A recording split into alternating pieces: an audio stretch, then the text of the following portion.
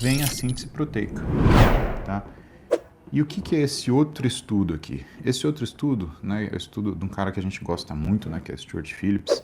Ele publicou com outro pesquisador, um sujeito chamado Rasmussen, e ele observou o que era o equilíbrio de síntese e degradação proteica em várias situações nutricionais e de exercício.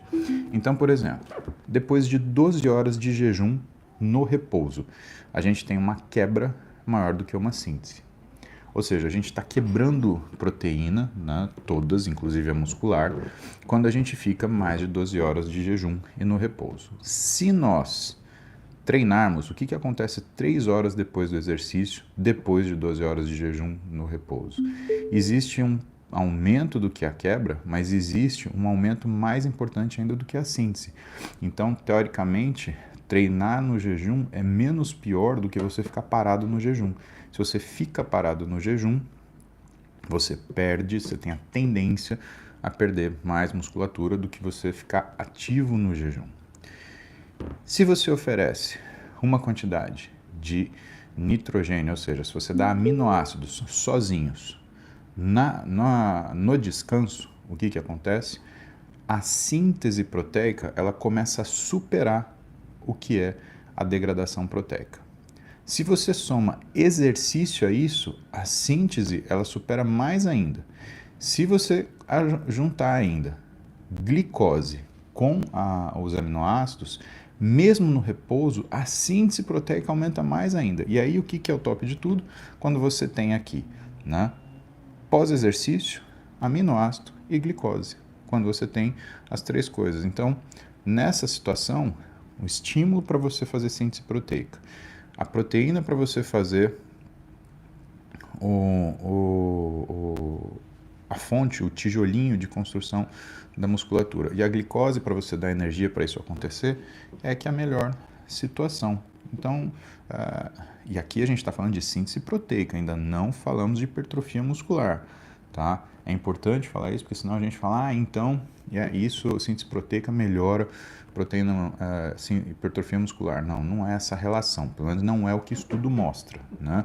O que esse estudo do Stuart Phillips mostra é que, por exemplo, no jejum, se você treina, você melhora a relação síntese-degradação, né? Você não chega a fazer massa muscular, mas você diminui a perda. É o que acontece, por exemplo, com aquele senhorzinho que treina pra caramba, que mora na praia, tem 70 anos, 75 anos, você vê ele sempre correndo, você vê que a musculatura dele é uma musculatura envelhecida, mas você vê que ele tá tudo no lugar, tá com a barriga retinha, às vezes até tem um gominho ou outro, né, no abdômen, né? Mas por quê? Porque ele vem se exercitando há tanto tempo que ele consegue inibir boa parte daquilo que é a perda. Vamos ver outra coisa importante. Isso daqui é importante. Então, isso é uma coisa que vocês precisam entender. É como se fosse uma escadinha. Primeiro a gente mantém o que é o balanço nitrogenado. Com o balanço nitrogenado positivo, a gente sobe para a síntese proteica. E depois que você melhora a sua síntese proteica, você chega em hipertrofia muscular, tá? E o que é o exercício, então? O exercício é uma forma da gente vencer a degradação proteica que acontece naturalmente no nosso corpo versus o que são os mecanismos de síntese que a gente está provocando. Então, a gente está dando energia, a gente está dando proteína e estamos dando o exercício que vai sinalizar para que essa síntese proteica aumente, gerando, no final das contas, hipertrofia muscular. Tá? Eu gosto de fazer jejum. Então, aqui você vai ter problema no balanço nitrogenado. Eu queria fazer, sei lá, capoeira e ganhar músculos. Você pode melhorar a musculatura relacionada com o uso da capoeira, mas você não vai fazer uma hipertrofia muscular e fazer uma musculatura de um bodybuilder, né? Você vai ficar musculoso de acordo com a característica esportiva que você tem naquela modalidade, né? Mas principalmente se você não tiver uma dieta adequada, nada te impede de você ser um capoeirista, por exemplo, com sobrepeso, né? Tem alguns até que estão na obesidade. André e nada. Você só eleva a sua taxa de insulina com carboidrato, gorduras e proteínas não? Excelente pergunta. Caloria eleva a taxa de insulina, tá? O que isso quer dizer? Quer dizer que, por exemplo, muita gente achava, há muito pouco tempo atrás, viu, André, tá? Isso eu via razoavelmente frequente. Que, por exemplo, só carboidrato elevava a taxa de insulina. E um exemplo disso eram profissionais que, por exemplo, prescreviam dietas cetogênicas para pacientes diabéticos, dizendo que isso ia curar o diabetes. Acreditem se quiserem, né? Isso era dito para as pessoas. Olha, você vai fazer uma dieta cetogênica, gordura e proteína, você não vai ter diabetes, você vai ficar curado. Cara, pior engano, né, que existe, pior conclusão mal produzida aí por um desconhecimento profundo, né, do que é fisiologia. A sua insulina, ela vai subir sempre que você tiver consumo energético, tá? Agora, o que é interessante sobre a proteína? A proteína, ela tem uma ação diferente, ela tem uma ação que a gente chama de insulinotrópica. O que é uma ação insulinotrópica, né? Ela não vai fazer necessariamente um spike de insulina, mas ela vai aumentar o tempo de ação dessa insulina, tá? A insulina, ela não fica funcionando o tempo inteiro. Então imagina o seguinte, que todo o mecanismo de controle do nosso organismo, ele tem um mecanismo de controle de si próprio. E a insulina não é diferente.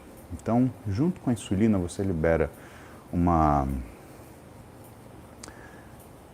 molécula chamada SOX3, que ela modula o receptor de insulina, né? Não modula somente o receptor de insulina, porque o receptor de insulina é um receptor baseado em tirosina quinase, que é o mesmo receptor da leptina, então você acaba também modulando o receptor de leptina. Por isso que é muito comum quem tem resistência periférica à insulina desenvolver resistência periférica à leptina. O que em muitas situações causa o que a gente chama de síndrome MOSH, né? Male Obesity Secondary Hypogonadism, ou hipogonadismo secundário à obesidade masculina. E que hoje a gente estuda uma coisa chamada síndrome FOSH, né? Que é o hipogonadismo feminino secundário à obesidade. Mas isso é uma novidade que vocês vão ver no livro novo do Vilar, que ele vai... Eu acho que o professor Vilar está terminando de revisar o livro esse ano. Cara, se eu conheço o Vilar, ele vai querer soltar esse ano no final do ano. E aí vai ser, se não me engano, a 9ª edição do Clínica Endocrinológica dele, que para mim é o melhor livro de endocrinologia que a gente tem. É o mais completo, é o mais abrangente, né? Então aguarde o livro de Clínica Endocrinológica do professor Lúcio Vilar, que está sendo produzido e vai ter até síndrome FOSH, mas enfim. E a insulina, ela tem uma outra forma de controle, que é uma enzima que a destrói, que é a dipeptilpeptidase, tá? Tanto que existem, né, dipeptilpeptidase tipo 4, mas só para você guardar aí no seu HD, né, e lembrar. Quando for adequado. Tanto que existem medicações que são antidiabéticos, que são inibidores dessa enzima, né? Então, inibidores de DDP4, tá? Então, por exemplo, vildagliptina, sitagliptina, linagliptina. Então, todas essas gliptinas, medicações terminadas em gliptina, elas são medicações que são... Boa, Camilinha. São medicações que são direcionadas para a inibição dessa enzima que detona a insulina. E aí, olha que interessante. Em um determinado momento, a gente está falando de 2007 ou 2008, eu preciso confirmar a data, mas foi escrito um trabalho que comparava, por exemplo, o efeito insulinotrópico do whey protein com as drogas que eram inibidores de dipeptilpeptidase, tipo 4. E o que foi encontrado? Que, dependendo da dose que você usa, o whey protein ele é tão eficiente quanto, e mais que isso, quando você adiciona o whey protein a droga que é o inibidor de dipeptidase tipo 4, você amplia o efeito da droga e melhora o controle glicêmico do paciente com diabetes. O que faz com que você chegue a uma outra conclusão, que é, paciente que tem diabetes pode tomar whey protein? Quantas vezes você já quis me perguntar isso, você que tem alguém na família ou conhece alguém que tem diabetes, que você queria que essa pessoa melhorasse o que são seus hábitos alimentares, né? Cara, por conta disso, nós recomendamos que pacientes que tenham diabetes, eles consumam whey protein, porque ajuda no controle glicêmico. Claro, não é simplesmente, vou tomar um scoop de whey por dia. Não é assim, pessoal. Essas coisas, elas também são dose dependente, né? Nós temos que entender que, entre nós aqui, na nossa comunidade, a gente tem que entender que tudo tem uma dose e resposta, tudo tem uma razão e uma discussão, né? Nada é absoluto, porque a gente está falando de pessoas com vidas diferentes, genéticas diferentes, com histórias principalmente, que são diferentes. E que, quando você deixa de observar esses fatores, você às vezes faz a mesma coisa e chega com resultados absolutamente diferentes, né? O que é muito difícil na medicina, porque o que é a ideia?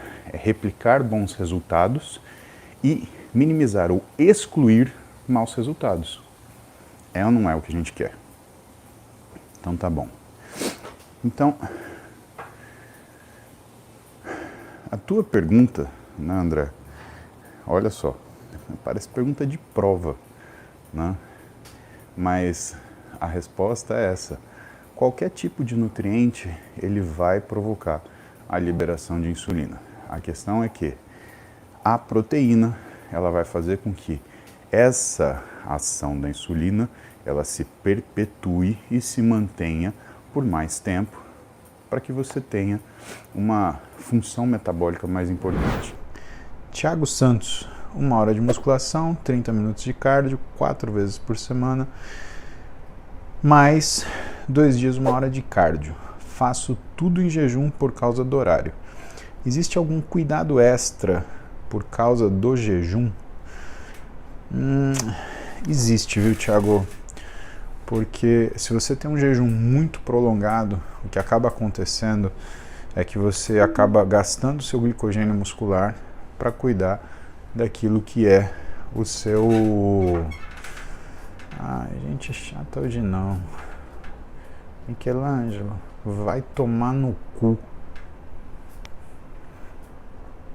E bom dia.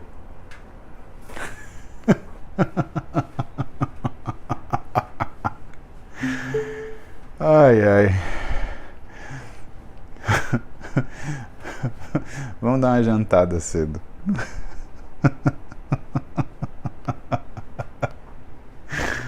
Ai. Cro.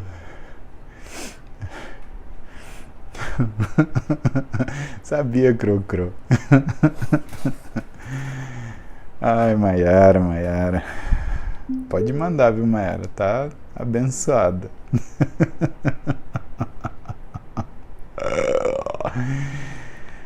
Ai.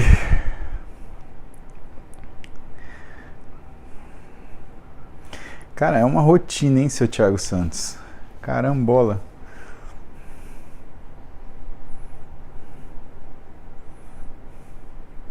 Olha só. Eu acho que a gente tem que ter alguma coisa, nem que seja líquida, pré-treino, porque como você faz tudo isso em jejum, né, você acaba tendo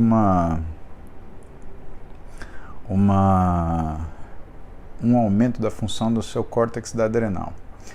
O fato de você consumir carboidrato tem 2 aspectos muito importantes. O primeiro aspecto, você reserva glicogênio para você utilizar no seu treino de musculação ou aeróbio. Só que isso precisa acontecer 4 horas antes de você treinar. Segundo aspecto, o controle da função da sua glândula suprarrenal. Tá? Por quê?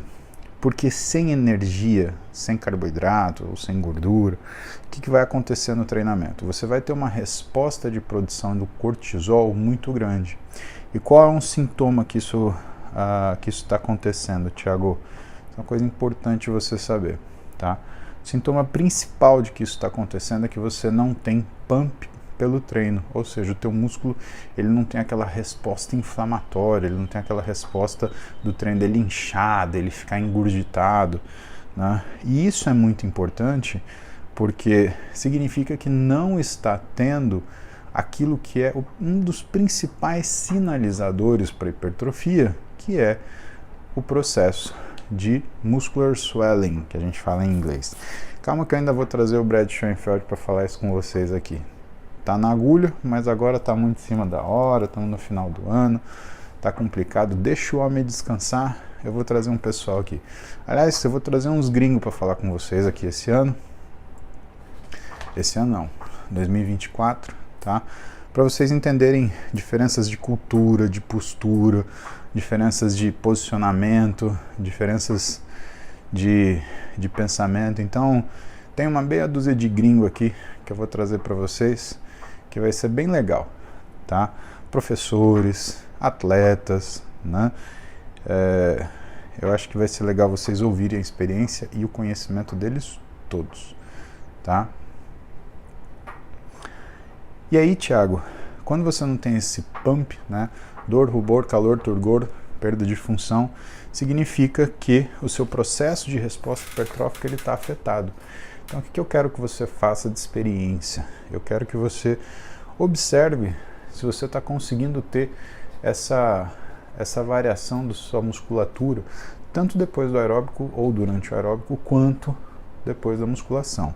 Se estiver, quero saber quanto tempo dura. Porque se você tem aquele pump rápido, tipo, atingiu, perdeu 10 minutinhos, 15 minutinhos, significa que não está legal, tá? Significa que você está numa situação de um tônus adrenal muito mais forte. E aí é prejudicial para o seu exercício.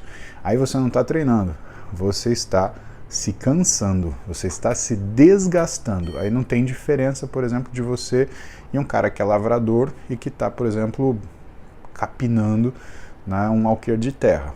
A gente não pode transformar o exercício num esforço. O treinamento tem que ser um estímulo para o seu músculo responder e criar o que é a adaptação que você deseja, ou que o seu professor programou, né? Lembrem assim, né, se for conveniente para vocês, aperta o botão de seguir aí. Eu tenho recebido algumas mensagens, não são muitas, de que precisou seguir mais de uma vez porque a plataforma derrubou. Eu recebi isso do Instagram e do YouTube. Pelo sim, pelo não, aperta o seguir aí. Garante que você vai estar comigo aqui todo dia, de manhã, umas 7 da manhã. Estamos aqui fazendo cardio, trocando ideia para deixar o dia melhor. Combinado?